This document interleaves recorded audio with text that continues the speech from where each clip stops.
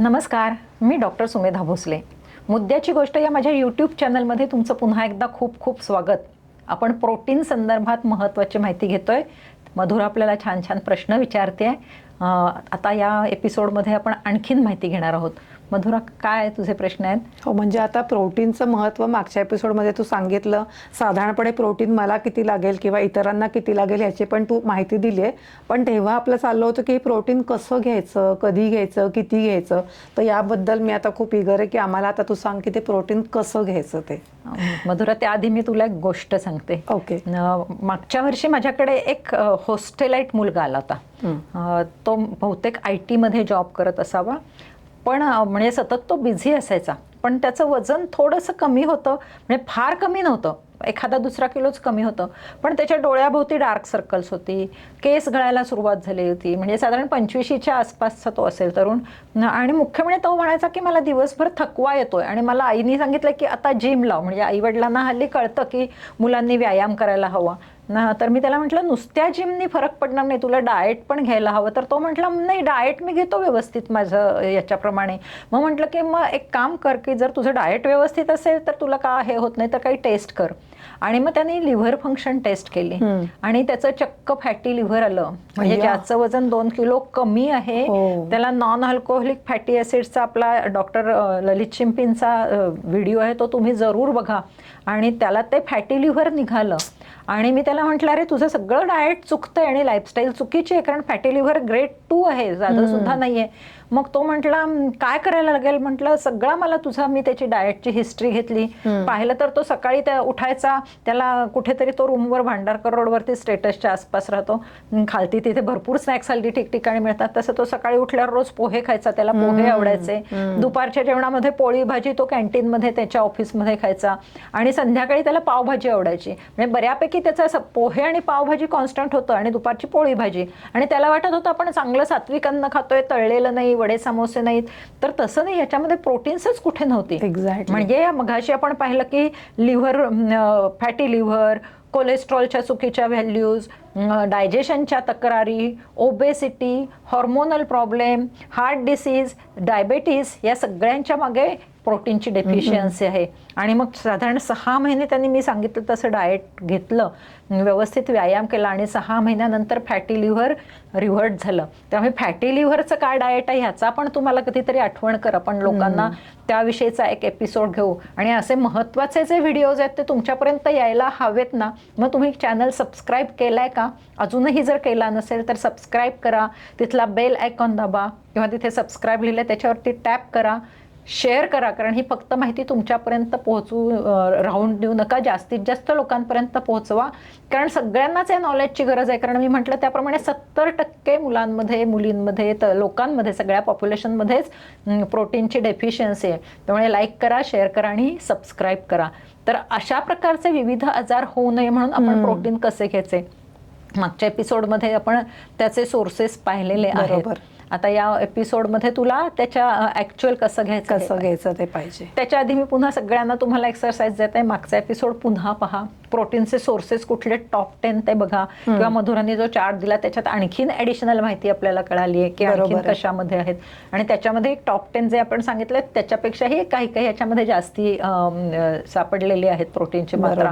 त्यामुळे आपण ते कसं इन्क्लूड करायचं हे शिकून घेऊया.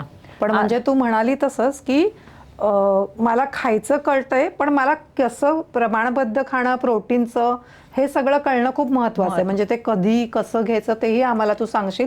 आणि ही खूप आत्ताची जी तू फॅटी लिव्हरची सांगितली अतिशय उपयुक्त माहिती. म्हणजे हे कळतच नव्हतं की एवढूसा मुलगा आहे, म्हणजे दिसायला छोटा आहे पण त्याच्यामध्ये पण हे असे प्रकार होऊ शकतात. म्हणजे आपण या मुलांना सुद्धा मी ओबीजच म्हणते. कारण ओबेसिटी म्हणजे फक्त वजन जास्ती आहे असं नाही, तुमचं फॅटचं प्रमाण जास्ती आहे शरीरातलं. म्हणजे आपण म्हणतो हातपायाच्या काड्या आहेत आणि पोटाचा नगारा आहे तर तुम्ही ओबेज आहात, किंवा तुमचं पोट 3 इंचापेक्षा जास्ती आहे, साधारण 34 इंच कंबर आहे, तुमची 37 एक्सिड होऊन चालली आहे, याचा अर्थ तुम्ही फॅटी लिव्हरकडे किंवा ओबेसिटीकडे किंवा डायबेटीसकडे वाटचाल करताय. हे अगदी इथे लोकांनी लक्षात घ्यायलाच हवं. त्यामुळे मी म्हणते तसं आधी सोर्सेस माहिती करून घ्या. आता मी तुला सांगते त्या कुकिंगच्या मेथड्स माहिती करून घ्या. त्याच्यानंतर पुन्हा त्याच्यामध्ये काही ऍड्स केलं तर त्याच्या व्हॅल्यू ऍडिशन होणार आहेत का ते शिकून घ्या. आणि मुख्य म्हणजे हे सगळं जे शिकणार आहात त्याचा तुमच्या दैनंदिन व्यवहारामध्ये तर मला म्हणजे सगळं माहिती आहे पण मी पाहिजे. करतच नाहीये असं नको व्हायला. बरोबर. तर त्या दृष्टीने हे आता तू मला विचारलंस की तुझ्या वजनासाठी किती आपण मागच्या वेळी केलंय त्याची थोडी उजळणी करूया की जेवढे इंच जेवढे किलो तुमचं वजन, मी इंच म्हटलं तर इंच म्हणजे जेवढी किलो जेवढी उंची तुमची जितके इंच असते तितकं पुरुषांच्या प्रमाणामध्ये तेवढे किलो वजन असायला पाहिजे. म्हणजे 5 फुटाच्या माणसाचं जर 60 इंच उंची असेल तर 60 किलो वजन असायला पाहिजे. हे ठोकळ मनाने ते विसरून आपण तुमचं वजन तुमच्या उंचीच्या प्रमाणात योग्य आहे का हे आधी बघा आणि किती योग्य असायला हे बघा. म्हणजे 5 फूट 10 इंच उंची आहे तर तुमचं वजन साधारण 75 किलो पर्यंत असायला पाहिजे आयडियल वेट पुरुष असाल तर. आणि बाईचं साधारण 5 फूट 10 इंच नसते पण साधारण एखाद्या बाईची उंची 5 फूट 4 इंच आहे तर तिचं वजन साधारण 58 ते 60 एवढं असायला पाहिजे. तर तेवढंच आहे ना बघा. आणि मग त्या प्रमाणात जेवढं असायला पाहिजे तेवढी ग्रॅम प्रोटीन्स घ्यायचे. म्हणजे तुमची उंची 5 फूट 4 आहे आणि वजन 75 किलो आहे म्हणून 75 ग्रॅम घ्यायची नाहीये, 60 ग्रॅमच प्रोटीन्स घ्यायचे. ते सुद्धा तुम्ही जर ऍक्टिव्ह असाल, थोडाफार व्यायाम करत असाल, कुठेतरी वॉक बिक करत असाल किंवा एखादा तास जिमला जात असाल तर प्रत्येक किलोला तितके ग्रॅम प्रोटीन्स घ्यायचे. ऍक्टिव्हिटी लेव्हल कमी असेल तर तुम्ही 75%च घ्यायचे. आणि जर तुम्ही हेवी एक्सरसाइज करत असाल तर तुम्ही 0.25% किंवा 0.5 ग्रॅम जास्ती घ्यायचे. म्हणजे तुमचं 80 किलो वजन असेल तर तुम्ही त्याचा 80च्या 1/4 20 म्हणजे 100 ग्रॅम प्रोटीन्स तुम्ही घ्यायची आहेत जर तुम्ही हेवी एक्सरसाइज करत असाल तर. वृद्ध असाल तर थोडी जास्ती प्रोटीन्स घ्यायचे म्हणजे हातापायामध्ये तुमच्या शक्ती येईल, मसल्सचे व्यायाम करायचे म्हणजे मसल्स स्ट्रॉंग होतील आणि तुम्ही शेवटपर्यंत छान चालू शकाल, तुम्हाला थकवा येणार नाही, हातपाय तुमचे दुखणार नाहीत. हे प्रोटीनचं प्रमाण मागच्या एपिसोडमध्ये मी आणखीन डिटेल सांगितलं, इथे फक्त आपण रिव्हाइज करतोय म्हणून जरा मी गडबडीत सांगते. बरोबर. आता प्रोटीन पण तुझं वजन किती आहे? 55 किलो. तुला सांगितलं तू ऍक्टिव्ह असल्यामुळे 55 ग्रॅम प्रोटीन्स घ्यायचे. आता ही तू प्रोटीन्स एकाच वेळी घ्यायची नाहीये. ओके. एका वेळी तुमच्या शरीराला जास्तीत जास्त 30 ते 35 ग्रॅम प्रोटीन्स पचवता येतात. त्यामुळे 80 किलोच्या वजनाने व्यक्तीने जर एका वेळी जर 50 ग्रॅम प्रोटीन्स घेतली तर त्यातली 15 ग्रॅम वाया जाणार आहेत. जास्तीत जास्त 35 ग्रॅम शरीर वापरतं, 30च ग्रॅम वापरतं. त्यामुळे आपण कसं करायचं त्याचं डिस्ट्रीब्युशन की त्यांनी ब्रेकफास्टला 20 घ्यावीत, लंचला 40 घ्यावीत, डिनरला 20 घ्यावीत किंवा ब्रेकफास्टला 30 घ्यावीत, लंचला 30 घ्यावीत, डिनरला 20 घ्यावीत, अशा प्रकारे डिस्ट्रीब्यूट करावं. तसं तू ब्रेकफास्टला 15 ते 20 ग्रॅम घे, लंचला 15 ते 20 ग्रॅम घे आणि स्नॅक्स मध्ये आणि डिनर मध्ये उरलेले डिस्ट्रीब्यूट कर. हे पहिला मुद्दा की एका वेळी सगळी घ्यायची नाही. बरोबर. दुसरी गोष्ट म्हणजे प्रोटीन मध्ये काहीतरी आपण ऍड ऑन करायचं असतं. म्हणजे त्याची व्हॅल्यू वाढते. फॉर एक्झाम्पल सकाळी अंड खात असाल उकडून तर ते उकडून घेतलं तर त्याच्यावरती जवसाची चटणी टाका किंवा तर तुम्ही दही घेतलं तर त्याच्यावरती जवसाची चटणी टाका किंवा फ्लॅक्सीडच्या बिया टाका किंवा भोपळ्याच्या बिया का. मागच्या वेळी तू चार्ट वाचून दाखवलं तसं भोपळा, सूर्यफूल, तीळ राहिलं, त्यात त्यांनी तीळ मेन्शन केलं नाहीये पण तिळामध्ये पण खूप छान प्रकारचे प्रोटीन्स आहेत. सगळे सोर्स मी इथे सांगू शकत नाही पण हे महत्वाचे आहेत ते आपण मेन्शन करतोय तर ते टाका. शेंगदाण्याचं कूट करून त्याची चटणी त्याच्यामध्ये मिक्स करा, असं ऍड ऑन करायचं. किंवा तुम्ही चिकन खाताय त्याच्यावरती लिंबू पिळा. म्हणजे दुसरा नियम म्हणजे काहीतरी व्हिटॅमिन सी, हे महत्वाचं आहे. हा दुसरा नियम झाला. आता मला सांग तू वरण कसं करतेस? म्हणजे प्रत्येकाच्या जेवणाचा एक अविभाज्य भाग वरण भात आहे. रोज असतोच आपल्याकडे. काही नाही, आपली डाळ थोडीशी भिजवून ठेवते आणि कुकरला लावते, ज्याच्यामध्ये थोडंसं हिंग आणि हळद घालते आणि त्याच्या 3 शिट्ट्या करते आणि झाल्यावरती ते हटते आणि मायदर आपलं गोडाचं वरण किंवा फोडणी देऊन आमटी करतो आपण चिंचगुळाची, तसं करते. म्हणजे अच्छा, तर ह्याच्यात हटते हा शब्द जो आहे तो करायचा नाही. काठ म्हणजे काही काही ठिकाणी पाहिलं की रवीने घुसळून तसंच करतात. जेव्हा तुम्ही खूप शिजवता डाळ किंवा कडधान्य तेव्हा त्यातल्या प्रोटीन्सचा नाश होतो. कच्ची नक्की ठेवायची नाहीये पण ती डाळ आहे हे कळलं पाहिजे, ही तुरीची डाळ आहे, ही हरभऱ्याची डाळ, इतपतच ती शिजवायची. ती हटली किंवा ती घुसळली किंवा ती अशी काय म्हणता येईल त्याला पाणी घालून पूर्ण केली तर त्याच्यातले प्रोटीन्सचा मऊ मऊ बनवले तर नाश होतो. मग अशी मी तुला सांगितलं ना की व्हेजिटेरियन नॉन व्हेजिटेरियन आहे म्हणून सगळे प्रोटीन्स मिळतात असं नाही. जर चिकन सुद्धा भरपूर मसाले घालून घालून घालून अगदी गाळ होईपर्यंत शिजवलं मटन किंवा चिकन तर त्यातली प्रोटीन्स जातात. ते शिजलेलं पाहिजे नक्कीच, कच्चं खाऊ शकणार नाही आपण. व्यवस्थित शिजवायचंय पण त्याला 3 शिट्ट्यापर्यंत ज्या जास्तीत जास्त 2 शिट्ट्यांमध्ये हे शिजतं. 3 शिट्ट्या द्या पण 4, 5, 6 मटणाचा तर अगदी गाळ केलेला बघतात लोक, ती बोन्स चावून चावून खाता यावीत म्हणून. तर तसं केलं की त्यातलं प्रोटीन नाहीच आहे. त्यामुळे डाळ सुद्धा हे महत्वाचं ठेवा की डाळी आणि उसळी सुद्धा अगदी बोट चेपी जर केली तर ती चवदारही लागत नाही. थोडस अशी ती टचटचीत असेल, जर शिजलेली आणि टचटचीत असेल तर ती जेवढी टेस्टी लागते तसं अगदी गाळ झाल्यासारखी लागत नाही. तुमचं वालाचं बिरड ते सुद्धा असं थोडस कमी शिजलेलं छान लागतं. त्यामुळे पूर्ण शिजवू नका, हा 3रा रूल. आता तू वरण आणि भात घेतेस तर त्याचं प्रमाण काय असतं?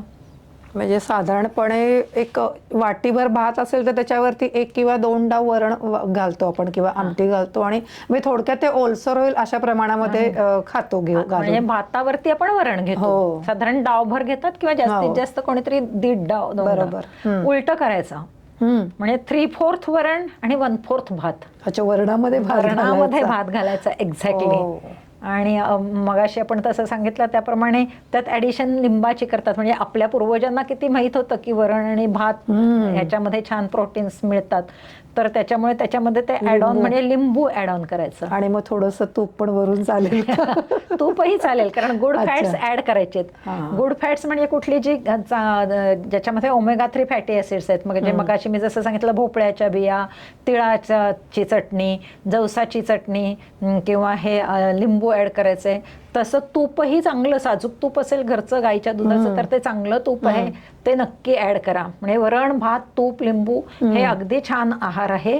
फक्त त्याच्यामध्ये भाताचं प्रमाण 25%, वरणाचं 75%. म्हणजे 1 वाटी वरणामध्ये पाववाटी भात घाला आणि मग त्याच्यामध्ये लिंबू आणि हे घाला. आम्ही उलट करायचं. आणि बघ ना किती छान पद्धती होत्या की त्याच्यात चिंच घालत होते किंवा सार केलं तर कोकम घालत होते, पण गूळ मात्र नाही. गूळ किंवा साखर प्रोटीन मध्ये घालायची नाही. उद्या तुम्ही दह्यामध्ये साखर घालून काही लोक खातात की मला दही साखर तरी लागतं बाबा, काहीतरी गोड लागतं. त्यांनी प्रोटीन्स म्हणजे त्यांनी कसं होतं की आपण पाहिले साखर घेतलं की इन्शुलिनची रेझिस्टन्स, इन्शुलिन सेन्सिटिव्हिटी, इन्शुलिनचं सिक्रेशनच वाढतं. म्हणजे त्याच्यावरचा प्रोटीन्सच्या ऐवजी शरीर आधी साखरेचा निचरा करण्याचा प्रयत्न करतं. तसाच गुळाची स्टोरी आहे. त्यामुळे चिंच, गुळ जो सर्रास तुम्ही स्वयंपाकात वापरतात तो हळूहळू कमी करा. मी पाहिलं काही लोकांच्या मध्ये तर वरणामध्ये सुद्धा गुळ घालण्याची पद्धत आहे. तर असं करू नका, मग त्या प्रोटीनचा नाश होतो. आता 5वं म्हणजे कॉम्बिनेशन्स. आता तुम्ही वरण भात, पूर्वजांना किती माहिती होती की मी मगाशी तू मागच्या एपिसोडमध्ये विचारलंस की व्हेजिटेरियन लोकांना कमी मिळतात का प्रोटीन्स, तेव्हा मी म्हटलं होतं पुढच्या एपिसोडमध्ये आपण याच्यावर चर्चा करूया. तर त्यातली 9 इसेन्शियल ऍसिड्स आहेत, इसेन्शियल अमिनो ऍसिड्स आहेत, ती व्हेजिटेरियन डाएटमधून सिंथेसाइज होऊ शकत नाहीत. त्यामुळे तुला असं वाटत होतं की मी प्रोटीन पावडर घ्यावी की काय, पण तेव्हा मी तुला अश्युअर केलं होतं की नाही, त्याच्यामध्ये ती सगळी मिळू शकतात, provided if you will combine it. मग आता ते कॉम्बिनेशन कसं घेतो आपण, तर वरण भात किंवा डाळ खिचडी, मुगाच्या डाळीची खिचडी. आता खिचडीमध्ये सुद्धा तुम्ही किती वापराल मुगाची डाळ? पाववाटी. आता उलटा करायचा रेशो, उलट करायचं. आणि पाववाटी तांदूळ वापरायचे.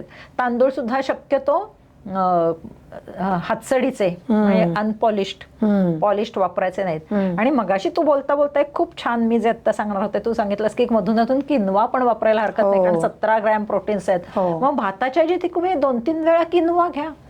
किंवा मी तुम्हाला वरचेवर सांगते की तुम्ही मिलेटचा व्हिडिओ बघा, कारण मिलेटला त्यांनी श्रीधान्य म्हटलेलं आहे.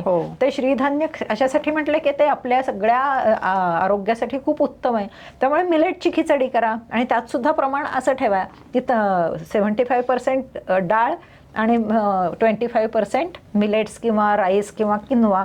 शक्यतो राईस आणि व्हीट आपल्याला टाळायचं. मिलेट्समध्ये मी सांगितल्याप्रमाणे ते निगेटिव्ह फूड आहे. आणि जर व्हीट घेणार असो तर खपली गहू घ्या हे आपण सांगितलेलं आहे. प्रोटीनच्या वापरामध्ये लक्षात ठेवायचं की त्याचं प्रमाण 75%. आणि कॉम्बिनेशन, आता ही कॉम्बिनेशन्स घेतात की राजमा चावल तिकडे घेतात, तेव्हा ऑटोमॅटिकली काय होतं मधुरा, सगळी इसेन्शियल्स अमिनो ऍसिड शरीरामध्ये तयार होतात. आता हे सायन्स आपल्या पूर्वजांनी कुठून शिकलं होतं आपल्याला माहित नाही. मला तर वाटतं त्यांना जास्ती माहिती असावं. आपल्यापर्यंत ते कमी आलंय आणि आपण ही मधली पिढी आहोत, त्यांना खूपच कमी नॉलेज आहे. आणि आपण डायरेक्ट इन्स्टंटच्या मागे लागलो. रेडी टू मेक फूड मध्ये हॉटेलिंग, स्विगी, झोमॅटो याच्या मागे लागणारी आपली पिढी आहे की आपण वेडेपणा करतोय. तर तो वेडेपणा आपण वेळीच आवरूया आणि पूर्वापार चालल्या रीती ज्या चालत आलेल्या आहेत ते बघूया. म्हणजे आपल्याला इसेन्शियल अमिनो ऍसिड्स व्हेज डाएटमधूनही मिळतील आणि ते परिपूर्ण होईल. खरंय. आता पुढचा मुद्दा आहे की इडली, जसं आपण पाहिलं, मला याच्यावरून आठवण झाली, जसं राजमा राईस वापरतात नॉर्थमध्ये तसा साऊथमध्ये इडली सांबार.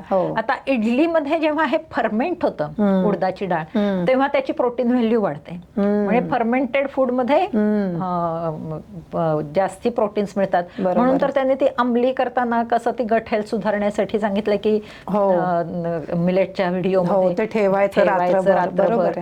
फर्मेंट झालं की त्यामुळे इडली, डोसा, उत्तप्पा हे साऊथ इंडियन पदार्थ आहेत. त्याच्यामुळे जी उडदाची डाळ फर्मेंट करून वापरली जाते त्याच्यामुळे हे इसेन्शियल अमिनो ऍसिड्स आपल्याला मिळतात. कॉम्बिनेशन्स करा, फर्मेंटेड. आता तू ब्रेकफास्टला साधारण काय घ्यायचं तुझ्या मनात असतं? म्हणजे आयदर म्हणजे तुम्ही नॉन व्हेजिटेरियन असाल तर तुम्ही अंडी घेऊ शकता. आणि पण मग म्हणजे आता तू प्रोटीन बद्दल बोलते का इन जनरलचं म्हणतो? In general. तू जनरली मग खरं सांगायचं तर चुकीचंच खाते. उपमा, पोहे किंवा इडली सांबार किंवा इडली सांबार असेल तर चांगलं. आता जर स्प्राउट्स घेत असशील, स्प्राउट्स पण घेतो ऍक्च्युअली. तर आता नुसते स्प्राउट्स घ्यायचे नाहीत. आता आपल्याला काय कळलं की कॉम्बिनेशन केलं तर चांगलं आहे. मग त्या स्प्राउट्स मध्ये थोडंसं तू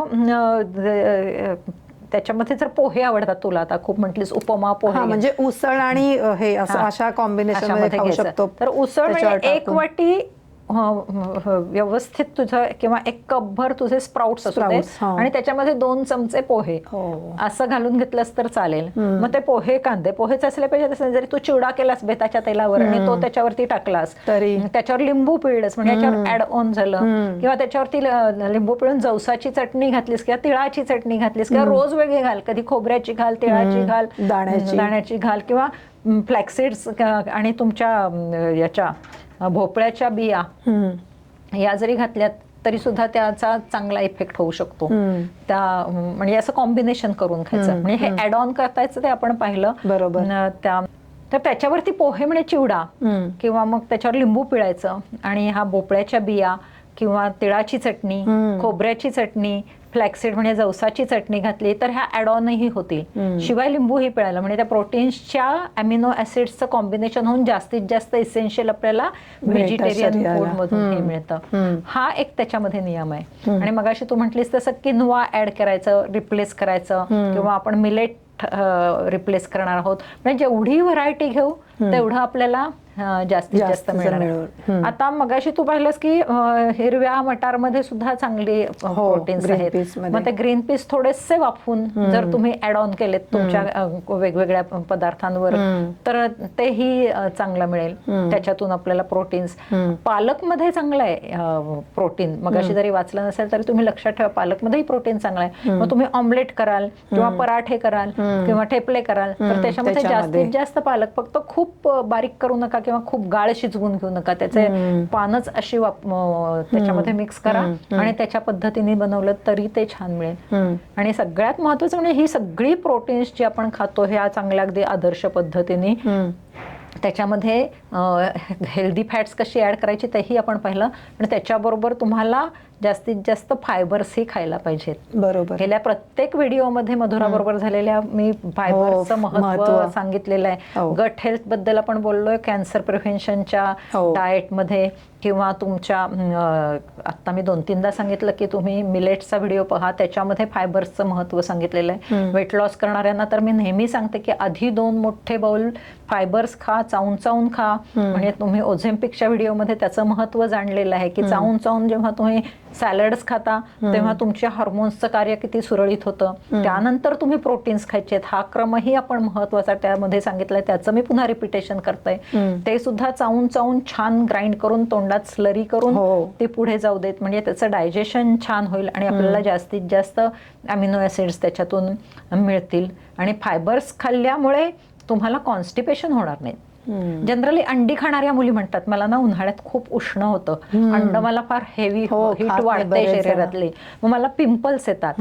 तर ते पिंपल्स येण्यासाठी अंड कारणीभूत नाही किंवा अशी हीट बीट वाढते असं नाही.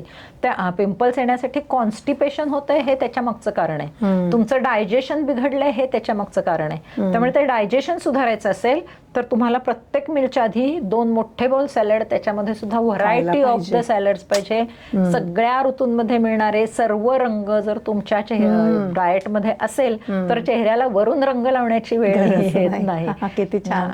पूर्वीची लोक एवढा मेकअप वगैरे करत नसायचे आणि तरी टवटवीत आणि तरतरीत दिसायचे, कारण त्यांचा आहार आणि विहार चांगला होता. त्यामुळे आपणही आपलाही व्यायाम आणि आहार चांगला ठेवूया आणि डाएट मध्ये सॅलड्सचा अंतर्भाव करूया आणि मग प्रोटीनचा नंबर लागतो आहाराच्या क्रमामध्ये. आणि त्याच वेळी मी त्या व्हिडिओमध्येही ओझेम्पिकच्या मेन्शन केलेलं होतं की जर शरीरातच तुमच्या ओझेम्पिक सारखी किंवा मॉन्जारो सारखी द्रव्य तयार करायची आहेत, म्हणजे GLP आणि GIP, तर तुम्हाला भरपूर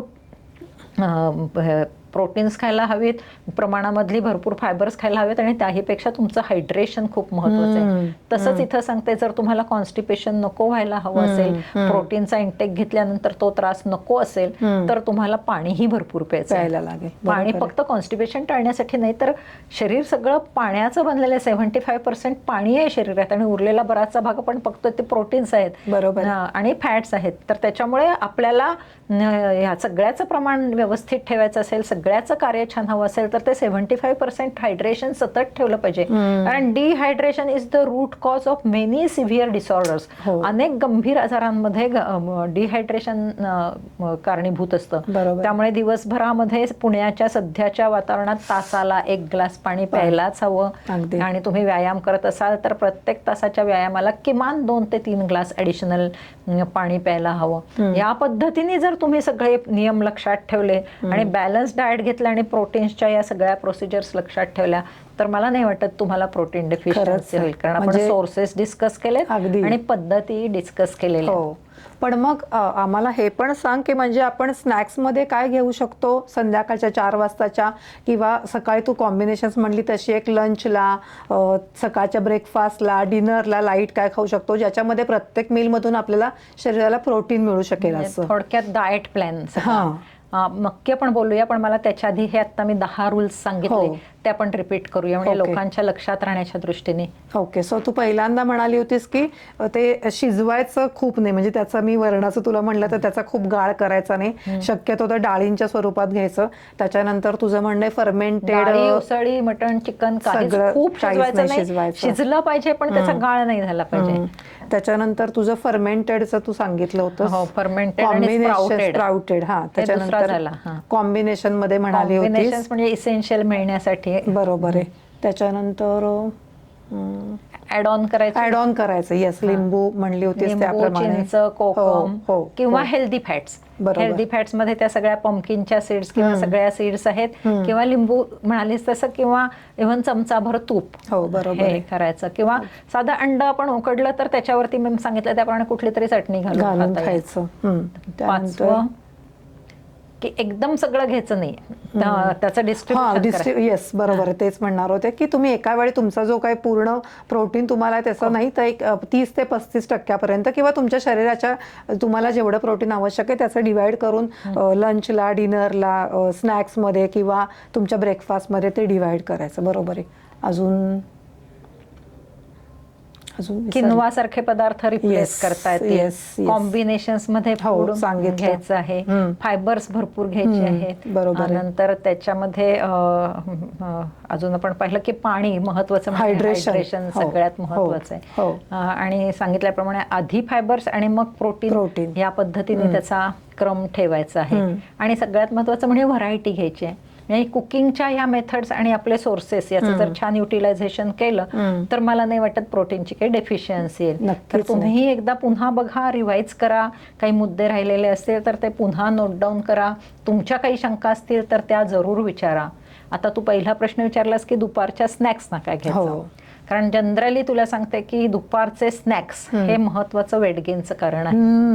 कारण दुपारी सामोसा आठवतो, मी बऱ्याच घरांमध्ये असं पाहिलंय की 4 कधी वाजतात आणि रोज बाहेरून काहीतरी आणि निवांत असतो ना त्यावेळी असं ते वेफर्स हे असले प्रकार सगळे खायची इच्छा होते खरं सांगायचं तर. मग जनरली बऱ्याच लोकांच्या घरीमध्ये त्या बाकरवड्या भरलेल्या असतात, बिस्किट्स असतात, म्हणजे दुपारचा चहा म्हणजे एन्जॉयमेंटचा चहा असतो की त्याच्याबरोबर. आणि हे पदार्थ चुकीचे आहेत, याच्यामुळेच वजन वाढतं. एकतर दिवसभराच्या कॅलरी बऱ्यापैकी 70% कन्झ्युम झाल्यात, आता भूक नाही, फक्त एक मनाला काहीतरी चाळा म्हणून 4-5 वाजता आपण चहा घेतो, बिस्किट्स घेतो, बेकरी प्रॉडक्ट्स घेतो, म्हणजे ते तर त्याला मी पॉयझनच म्हणते. एकतर त्याच्यात मैदा आहे, दुसरी गोष्ट म्हणजे त्याच्यामध्ये तूप नको तेवढ्या प्रमाणात आहे, तिसरी गोष्ट म्हणजे त्याच्यामध्ये साखर किंवा गुळही आहे. म्हणजे जे पदार्थ टाळायचे ते करायचे. बरोबर आहे. आणि फ्राईड असतात, पफी असतात, त्याच्यामध्ये बेकिंगचे एजंट्स घातलेले असतात, त्यामुळे त्या सगळ्याचा विचार करता ते पदार्थ पूर्ण, बेकरीचे पदार्थ पूर्ण टाळायचे. संध्याकाळी बऱ्याच लोकांना चाट आठवतो, भेळ पाणीपुरी, हे तर हल्ली सगळ्यात पॉप्युलर व्यक्ती कोण तर पाणीपुरीवाला असं म्हटलं जातं स्त्रियांमध्ये. आणि ते खाल्ल्यानंतर तुम्हाला प्रोटीन्स किंवा रात्रीचं जेवण संध्याकाळचं अर्थात आपण अर्लियरच घेणार आहोत 7च्या आधी, मग 4ला हे चुकीचं खाल्ल्यावरती तेव्हाही व्यवस्थित खाल्लं जात नाही. त्यामुळे यावेळच्या स्नॅक्समध्ये तुम्हाला जे फुटाणे कधी खायचे ते यावेळी खाता येतील. मगाशी त्याच्यामध्ये मेन्शन केलं नाही पण ते मखणा मिळतात, त्याच्यामध्ये सुद्धा जास्त प्रोटीन्स आहेत, 14 ग्रॅम्स आहेत जवळजवळ. किंवा त्यावेळी तुम्ही टोफूचे जर तुकडे स्टर फ्राय करून ठेवले आणि सॅलडवरती हे ठेवले तर मुलं येता जाता खातात, छान खातात. स्प्राउट चाट पण थोडाफार प्रमाणामध्ये चालू शकेल, थोड्याफार प्रमाणात हरकत नाही. असं आपल्याला अगदी गांधीजींसारखं नुसतं उकडलेलं वगैरे खायचं नाही, आपल्याला लाईफ एन्जॉय करायचंय, मसाले घालायचे. आपण मसाल्याचं महत्वही पाहिलेलं आहे, पण त्याच्यामध्ये अनावश्यक गोष्टी टाळायच्यात आणि मुख्य म्हणजे पॅकेट फूड टाळायचंय. कुठलंही पॅकेट घरात आणायचंच नाहीये आणि त्यामुळे बाहेरचं काही ऑर्डर करू नका. पण मला एक अजून विचारायचं होतं की खाकरा लोक म्हणतात डाएट करता चालतो, तर मग खाकरा खायचा का? आता खाकरा खायचा असेल तर तो गहू तर आपण त्याच्यावर बॅन केलाय, म्हणजे खपली गव्हाचा हवा. दुसरा म्हणजे जर तो खाकरा प्लेन खाकरा असेल तर ठीक आहे, पण हल्ली ते पॅकेटमध्ये जे खाकरे मिळतात ते ॲज गुड ॲज तळलेले असतात, म्हणजे पुरी तळल्यासारखे लागतात. मसाला खाकरा, जिरा खाकरा, गार्लिक खाकरा, आणि त्या वेगवेगळ्या कंपनीचे. आणि आपल्याला वाटतं आपण खूप ट्रिपला तर बायका असे पुढेच्या पुढे नेतात त्याचे, आणि मग त्यांनी दिलं की त्यांना असं, मला त्यांच्याबरोबर गेल्यावर त्यांना नाही कसं म्हणायचं, आणि त्यांना वाटतं ही खाकऱ्याला सुद्धा नाही म्हणते म्हणजे काय अर्थ आहे. तर त्याच्यामध्ये ह्या छुप्या कॅलरीज आहेत. घरी केलेलं असेल तर आपल्याला माहिती आहे किती तेल वापरलंय, कुठलं तेल वापरलं, आणि घरी आपण शक्यतो साजूक तूपच वापरतो अशा गोष्टींना. त्यामुळे घरी केलेलं असेल, खपली गव्हाचा केलेला असेल किंवा मुगाच्या डाळीच्या पिठाचा केलेला असेल किंवा कॉम्बिनेशन मध्ये ते घातलं असेल. आता भाजणी आपली खूप चांगली असते, तशा प्रकारे भाजणीचा वापर करून काही केलेलं असेल, ते थालीपीठ सुद्धा कमी तेलावर केलेलं असेल तर तोही चांगला स्नॅक होऊ शकतो. त्यामुळे दुपारच्या स्नॅक्स मध्ये आपण चुकीचं काही खात नाही, आणि त्या स्नॅक मध्ये पण एक 10 ग्रॅमचे किंवा निदान 6-7 ग्रॅमचे प्रोटीनची तरी ऍडिशन करतोय, अशी जर काळजी घेतली तर आपली प्रोटीनची रिक्वायरमेंट चांगली होते. त्याच्यामध्ये मी म्हटलं तसं इव्हन छोले, मी आता वेगवेगळ्या रेसिपीज सांगताना सांगेनच की छोल्यांचं काय काय वेगवेगळं करतात, ते सुद्धा थोडे उकडून त्याचं सॅलड खूप छान लागतं. हो, अशा पद्धतीने तुम्ही दुपारच्या वेळातलं सॅलड कसं खायचं याचा जर प्लॅन केला, रंगीबेरंगी ढोबळी मिरच्या मिळतात त्या, थोडेसे छोले आहेत, थोडंसं त्याच्यामध्ये टोफू आहे, वरती लिंबू पिळलेला आहे, एखादे भोपळ्याच्या बिया टाकल्यात, असं जर करून थोडा चाट मसाला टाकलेला आहे तर मुलं येता जाता सहज खातील. फुटाणे सुद्धा व्हरायटी ऑफ फुटाणे मिळतात, पण ते सुद्धा फक्त भाजलेले घ्या, खुसखुशीत घ्या, त्यामुळे ते फुटाणे तुम्हाला तिथे ते खाता येतील. बरोबर. हा दुपारच्या स्नॅक्सचा झाला. बरोबर आहे. आता तूच मला सांग की तू जो मला डाएट प्लॅन विचारतेस की प्रोटीन रिच काय काय घ्यायचं ब्रेकफास्टला, तू ह्या सगळ्यामधून तुला काय आवडेल ब्रेकफास्टला करायला? मला तू एकतर सोया म्हणाली होती जे महत्वाचं आहे, तर सोया टिक्की वगैरे आपण ती करू शकतो त्याच्यामध्ये मुगाच्या डाळीचं पीठ घालून, की जर का प्रोटीन हवा असेल तर अशा कॉम्बिनेशन मध्ये ते करू भरपूर भाज्या शकतो. जातील भाज्या त्याच्यामध्ये. सोया चंक्स किंवा सोया ग्रॅन्युल्स किंवा सोयाचं पीठ जरी करून त्याच्यामध्ये ब्रेड घातलं तरी चालू शकेल. त्याच्यानंतर पनीर भुर्जी आपण करू शकतो कमी तेलातली, ती पण खाऊ शकतो. त्याच्यानंतर आपण ओट्स मसाला ओट्स किंवा दुधामध्ये ओट्स थोडेसे विदाऊट शुगर असं पण थोडंसं घेऊ शकतो. त्याच्यामध्ये फ्रुट्स ऍड करू शकतो, फ्रुट्स ऍड करू शकतो. इव्हन रात्री आपण ते दही वगैरे त्याच्यामध्ये घालून थोडं फर्मेंट करून ते पण छान लागतं. तू मसाला ओट म्हटलीस त्यावरून मला आठवतं की बऱ्याच लोकांना इन्स्टंट ओट्स घेऊन खायची बाहेरचे ते इन्स्टंट काही नाही खायचं, पुन्हा पॅकेट नको. आपल्याला जे कच्चे ओट्स आहेत ते घ्यायचे व्यवस्थित. ते वाटल्यास तुम्ही थोडेसे परतून त्याचा उपमा घरी करू शकता व्यवस्थित. आपल्या उपम्यासारखा तो छान लागतो. त्याचं पोरेज करू शकता किंवा आता तू म्हटलीस दुधामध्ये थोडेसे शिजवून घालून त्याच्यामध्ये तुम्ही रेझिन्स वगैरे घालू शकता. ब्रेकफास्टला हे घेऊ शकता. हो, त्याच्यानंतर मुगाच्या डाळीचा चिला घेऊ शकतो. त्याच्यानंतर आपल्या हरभरा मुगाच्या डाळीच्या चिला बरोबर 1 वाटीभर दही घेतलं, त्या दह्यावरती जर चटणी टाकली त्यामुळे ते टेस्टीही होईल आणि सकाळचं तुमचं कार्बोहायड्रेट्स प्रोटीन्स सगळ्याच गोष्टीचं पूर्ण होऊन जाईल. कारण जसं मुगामध्ये आपण पाहिलं 12 ते 15% किंवा स्प्राउट्स मध्ये 20% जरी प्रोटीन्स मिळत असतील तरी उरलेले 80% कार्बोहायड्रेट्स आहेत. मग त्यावेळी वेगळ्या कार्बोहायड्रेटची गरज नाहीये. किंवा भाजणीचं थालीपीठ ज्याच्यामध्ये भरपूर भाज्या पालक वगैरे घालून आणि त्याच्याबरोबर परत तू म्हणतेस तसं दह्याची वाटी घेऊन तर ते पण होऊ शकतं. फक्त ह्याच्यामध्ये प्रोटीन म्हणजे तुम्ही हे पण घालू शकता, पनीर वगैरे पण किसून आपण घालू शकतो. पनीर पालक दोन्ही. आणि मुळात भाजणीमध्ये आपण तांदळाचं प्रमाण कमी ठेवायचं, डाळींचं प्रमाण वाढवायचं, कडधान्यांचं प्रमाण वाढवायचं. माझी एक मैत्रीण ती तर इतकी छान आहे, तिच्या नवऱ्याचा डायबेटीस माझ्याकडे तिचा रिव्हर्ट झाला आणि तिने सगळ्या मोडताना ती कडधान्याला मोड आणते, ते थोडंसं वाळवते आणि त्याची भाजते आणि त्याची भाजणी करून आणते आणि त्याच्यात कळत नकळत थोडंसं बाजरीचं पीठ किंवा थोडंसं तांदूळाचं पीठ घालते. खूप घालत नाही, फक्त थोडंसं बाइंडिंग एजंट म्हणून घालते. आणि अशा वेळी जर भरभरीत झालं ते पीठ आणि त्याचं थालीपीठ लागतच नाही असं वाटलं तर ती चक्क त्याच्यामध्ये अंड घालते आणि त्या अंड्याने तो बाइंडिंग होतं आणि ते थोडंसं पातळ केलं की ते ऑमलेट सारखं वेगळं आणि छान टेस्टी लागतं. आता मी स्वतः कोथिंबिरीच्या वड्या कशा करते तर मी मुगाची डाळ भिजत टाकते आणि ती भरपूर कोथिंबीर चिरून ती भिजवून वाटून घेतलेली मुगाची डाळ आहे त्याच्यामध्ये त्याचं मिक्स करून त्याचे रोल्स बनवते, बाकीचा मसाला आणि मग ते उकडून घ्यायचं आणि मग ते उकडून घेतल्यावर त्याला फक्त फोडणी देऊन परतून घ्यायचं. म्हणजे तळण्याचा प्रकार राहत नाही, ते छान लागतं. इव्हन फलाफल करताना सुद्धा मी ते तळत नाही. त्या छोल्यांमध्ये आलं लसूण मिरची कोथिंबीर ते सगळा मसाला घातल्यानंतर त्याच्याच रोल्स करून किंवा त्याचेच गोल फलाफल करायचे आणि ते थोड्याशा फोडणीवर त्याच्यात तीळ खसखस घालून थोड्या तेलावरती कढीपत्ता घालून ते परतून घेते. ते आमच्याकडे अगदी पॉप्युलर डिश आहे. असं भुर्जी आपण करताना सुद्धा असं त्याच्यामध्ये ऍड ऑन करू शकतो. इतके सगळे पदार्थ ब्रेकफास्टला करता येतात. मग तसं म्हणलं तर आपण मुगाच्या डाळीचा ढोकळा केला पण त्याच्यामध्ये बाकीचं काही नाही घालायचं, साखर किंवा असं, पण तेही होऊ शकतो. इव्हन यांचे आप्पे पण डाळींचे केले फर्मेंटेड करून तर ते पण छान होऊ शकतं. तूच किती सांगतेस, मला सांगायची गरज नाही, आता तुला कळलंय किती आहेत आणि ऑटोमॅटिकली तुझ्यातली कुक आता न्यूट्रिशियस कुक आहे.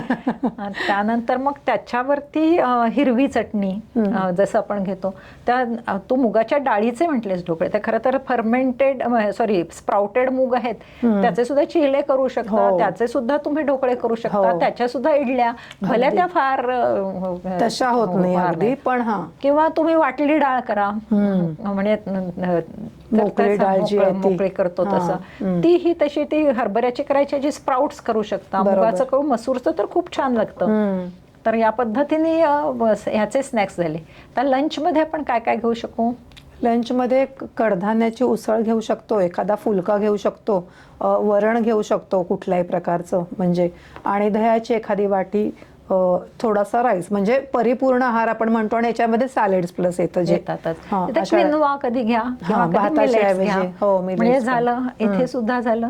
आणि नॉन व्हेजिटेरियन वाल्यांना तर फिश, भरपूर आहे त्यांना तर options. मीठ, अंडी सकाळच्या ब्रेकफास्ट मध्ये सुद्धा ते उकडून घेऊ शकतात किंवा त्याचं ऑमलेट करू शकतात. ऑमलेट मध्ये मी सांगितलं तसं पालक घालू शकतात. आपण वेगवेगळ्या भाज्या करू किंवा भात करू, त्याच्यावरती मटारचे दाणे घालू शकतो. अगदी तसंच डिनरला. बरोबर आहे. म्हणजे हा संपूर्ण तुम्हाला कितीही ग्रॅमचं तुम्ही तुमची कॉम्बिनेशन्स करा.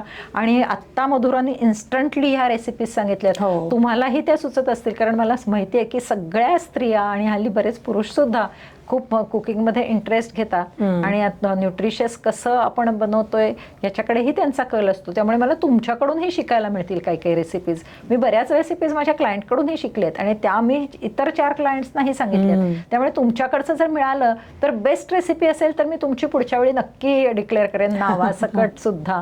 त्यामुळे तुमच्या रेसिपीज कळवा, तुमचा डेली इंटेक किती आहे ते कळवा, किती असायला पाहिजे ते कळवा, आणि आता तुम्ही तो कसा प्लॅन करणार आहे ते कळवा. आणि आत्ता आम्ही डिस्कस केलेल्या या ज्या सगळ्या रेसिपीज आहेत त्याचा पुरेपूर फायदा घ्या. कुकिंगच्या ज्या मेथड्स आहेत त्याचा पुरेपूर फायदा घ्या.